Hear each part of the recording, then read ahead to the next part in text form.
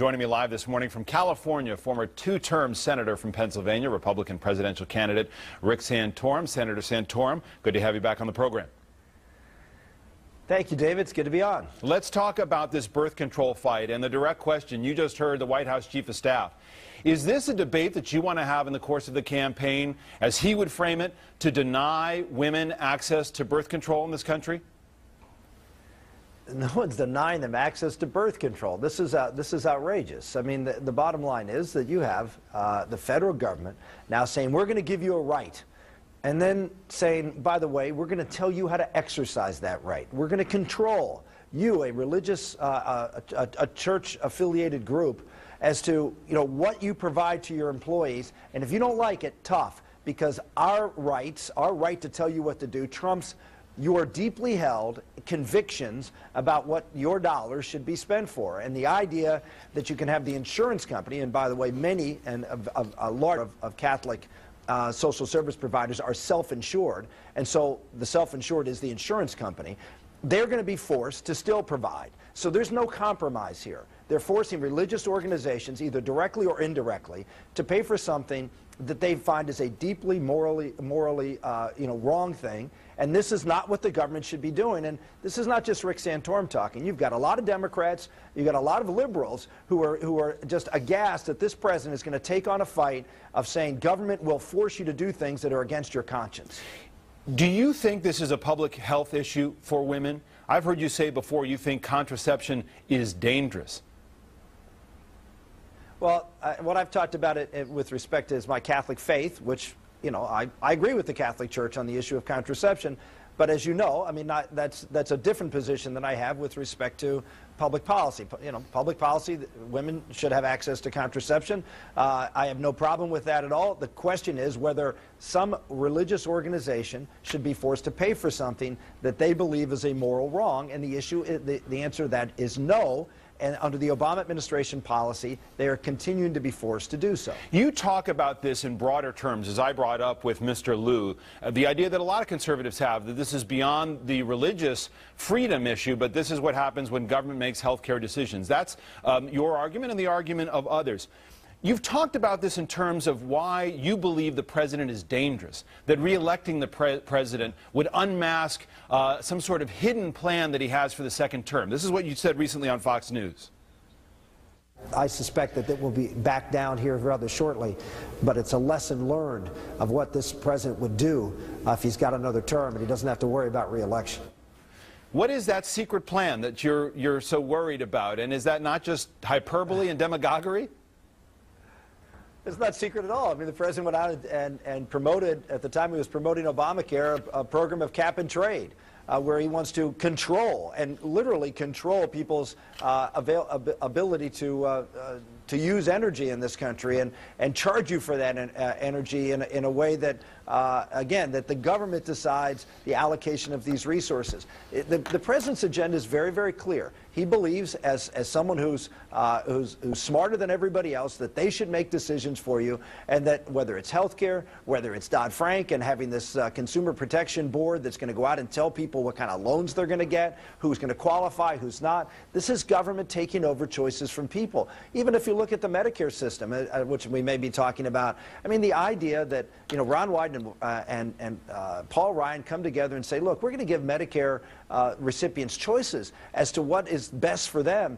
And President Obama says, oh, you give people choices, that's throwing people off a cliff. We need to make those decisions for them. We're the ones who should decide what kind of health care everybody should have. It is a top-down, that government knows best attitude, and it's reaching more and more places in people's lives. I want to stay on some of the social issues that have come, I think, to define your campaign, that certainly give a lot of energy to your campaign and to your supporters. Let me ask you about gay marriage, an issue you've talked a lot about. Proposition 8 out in California became an issue this week. If the Supreme Court decided that gays and lesbians had a constitutional right to marry, what would President Santorum do? Would you respect that decision by the judiciary?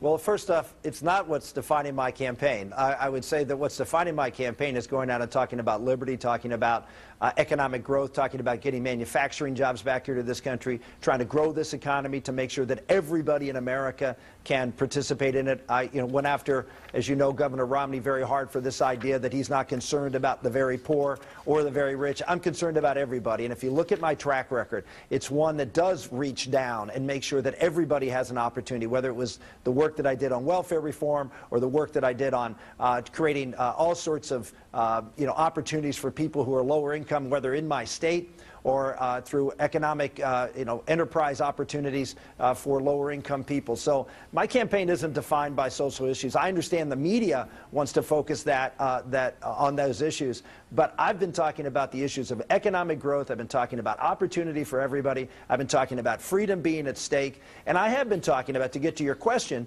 I have been talking about the overreach of the judiciary. The judiciary has not just in this case, but here you have the Ninth Circuit saying that a constitutional amendment is unconstitutional. I mean, that's just on its face almost absurd. The people of the state of California can decide what kind of constitution they have. There's a constitutional process, and they can create in a constitution rights, or they can create responsibilities. That's how the constitutional process works. And what the judges tend to do is say, no, we're going to bypass the people, and we're going to decide what new rights and responsibilities are in. So what would President Santorum do? That's not the role of the judiciary. Well, what would President Santorum do? Would you respect the decision? I would do the same thing I did with Roe versus Wade, which I would seek to try to overturn it.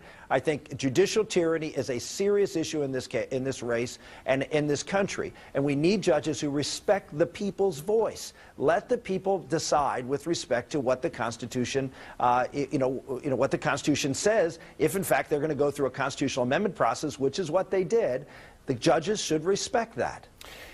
There are other issues, social issues, the role of women in society that you've spoken out about and you've written about and you've been scrutinized for, but maybe not everybody is aware of some of the things you said. You've been asked about women in combat, which is an issue that came up this week. You've also talked about, your view of feminism, and it's something that you wrote about. I want to show something that you wrote in your book, It Takes a Family. The radical feminists, you wrote, succeeded in undermining the traditional family and convincing women that professional accomplishments are the key to happiness. Now, Senator, everything I've learned about feminism from my working mother, my working sister, and my working wife is that it's about respecting the choice of working or not working, not somehow the choice of working undermining the traditional family. Well, I would agree with that, if that's what it was about. But I can tell you, I had a working mother, too, and working mother who actually made more money than my dad throughout her career. And that was somewhat unusual back in the 1950s and 60s. And my wife was a working woman, and we had children, and she decided to take off time of her career and raise children. And I can tell you, this section was written in large part in cooperation with her as a mother who was a lawyer, a neonatal intensive care nurse, someone with a great amount of professional experience, who felt very much like society and those radical feminists that I was referring to were not affirming her choice. We're looking at that as a choice that was not, in fact, the right choice. And there are a lot of moms out there who did step away from the workforce, who feel that their choices are not as respected as those who continue in the workplace. All I'm saying is, and what I said in that book and what I've continued to say is, we should affirm both choices. They are both very, very important things. And women should have the right to make those choices and should be affirmed completely as to whatever choice they make. That's what the book says, and I stand by what I said. And with respect to the issue of women in the military, I understand that women in the military right now do serve in very hazardous positions and are in fact subject to, and we've seen a lot of injury even serving in frontline positions. What I was referring to is women in infantry, in combat, in the front lines. And that to me is a fundamentally different issue than the great work that women are providing in the military. Are they physically, today, doing so in harm's way? Are they physically up to the job of serving on the front lines?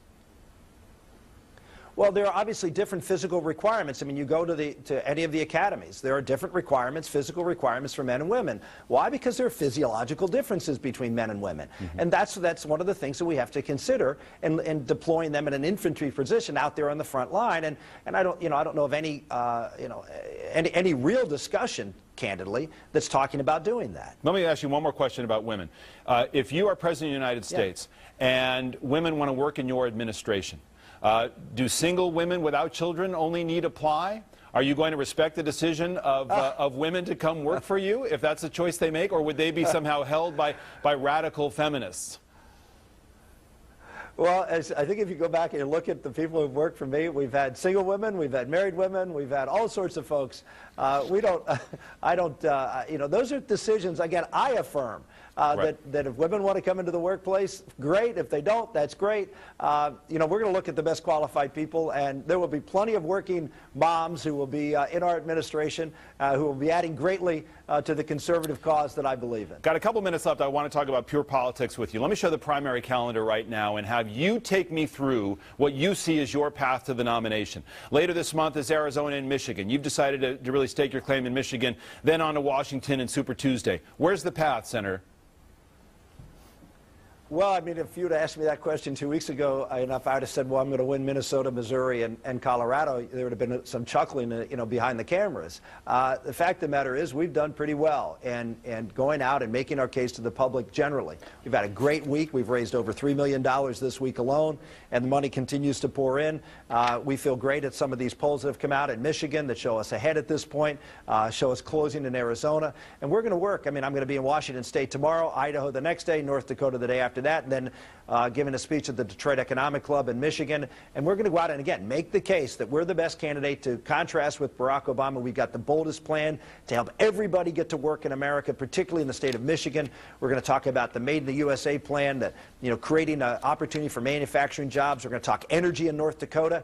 Obviously, the Bakken up there is a key element for us to increase our energy supply here in America. It's very clear that the more energy and the cheaper it is here in this country, the better the standard of living, the quality of life, and the economy is doing. So we're going to talk about energy and manufacturing this week, and we think that's a great and positive message for the country. Is it going to be hard, as Newt Gingrich said, the longer conservative stays split, the harder it is to beat Romney and then ultimately Obama? Is that your view as well? No, I mean, I won 3 races this week. I didn't, and I beat Governor Romney by 30 points in Missouri, almost 30 in Minnesota, and in a place in Colorado, which he got 61% of the vote and worked hard, campaigned there, spent money there more than I did. I was able to beat him in Colorado by 5, and so I feel very good that this is a 2-person race right now. That's how we're focused on it. If you look at the results from Maine, I mean, we didn't spend any time there. We did much better than we expected. CPAC, again, we felt very good that it's 2-person race, and the other two candidates were pretty far behind. And I think Michigan and Arizona are going to show the same thing. We're going to stay focused on presenting the best plan, the best ideas to defeat Barack Obama, and I think the people of this country are looking for someone who's going to focus on the issues, focus on Obama, and not play the kind of petty politics that we've seen in this campaign to date. Is there an area, a decision that you would take as president, or a position that you might adopt even in the course of the campaign, that would make conservatives uncomfortable, that you think you could take and still get the nomination? Well, look, I'm a conservative. I mean, I'm someone who believes in our founding principles that, we are a great country because we were built from the bottom up. One family, one church, one community organization, one civic organization, one small business at a time. That's what made America the greatest country in the world. That's who I am. And I don't believe in government taking control of things and ordering things from the top down. So you're not going to see, the October surprise, Rick Santorum's for government doing something. It's just not what I believe in. I believe that government needs to be there as a referee on the sidelines, but they shouldn't be out there playing quarterback and running the offense. They have to be on the sidelines and let the American people, free people, believing in the opportunities that America creates, build a great and just society.